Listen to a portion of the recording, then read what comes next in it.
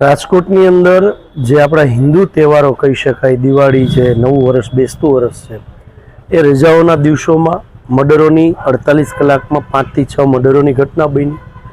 લાભ પાંચમ પછી આપણું શહેર ખુલતું હોય છે. લાભ પાંચમના આપણે મુહૂર્તના કારખાનાથી લઈને ફેક્ટરી, સ્કૂલો, કોલેજો બધું લાભ પાંચમ પછી ચાલુ થતું હોય છે ધીમે ધીમે. ત્યારે લાભ પાંચમ પછી પણ ખુલતામાં પણ ફાયરિંગની ઘટનાઓ રાજકોટ ઉપર બની. સમગ્ર રાજકોટની અંદર જાણે કે યુપી અને બિહારની હારે હરીફાઈ રાજકોટ શહેરે કરી હોય. આપણું રાજકોટ, રંગીલું રાજકોટ જે કહેવાતું હતું, એની જગ્યાએ ક્યાંક આજે લોહિયાળ રાજકોટ બનતું જાય છે. કોના પાપે બનતું જાય છે? ભારતીય જનતા પાર્ટીનું શાસન છે. આ શાસનની ઘોર નિંદ્રામાં સૂતેલી ભારતીય જનતા પાર્ટીની સરકાર અને આપના માધ્યમથી ગુજરાત રાજ્યના ડેપ્યુટી સીએમ હર્ષભાઈ સંઘવીને પણ કહેવા માગીશ કે આપ જે વાત કરો છો ચમરબંધીને છોડવામાં નહીં આવે, પણ રાજકોટની કાયદો ને વ્યવસ્થા અત્યારે કથળી ગઈ છે.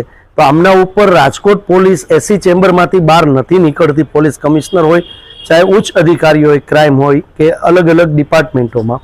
અને રાજકોટ શહેરની અંદર પોલીસની જે ધાક છે કે પહેલાંના સમયની અંદર પોલીસની એવા અધિકારીઓ એસઓજીમાં, એવા અધિકારીઓ ક્રાઇમ બ્રાન્ચમાં પણ હતા કે જેમની ધાક હતી રાજકોટ શહેરની અંદર.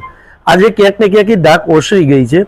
પોલીસનો ડર છે એ રાજકોટના જે આવારા તત્વો, જે ગુંડા તત્વો છે, એની ક્યાંય પોલીસનો ડર નથી રહ્યો.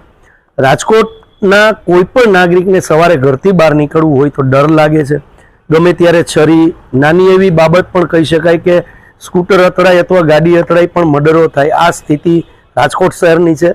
ત્યારે કોંગ્રેસ પરિવાર વતી આજે પોલીસ કમિશનરશ્રીનો ઘેરાવ કરવાનો કાર્યક્રમ કરવામાં આવેલો હતો. કારણ કે રાજકોટની જે પ્રજાની વેદના છે એને વાચા આપવા માટે આજે કોંગ્રેસે આવેદનપત્રનો કાર્યક્રમ રાખેલો હતો.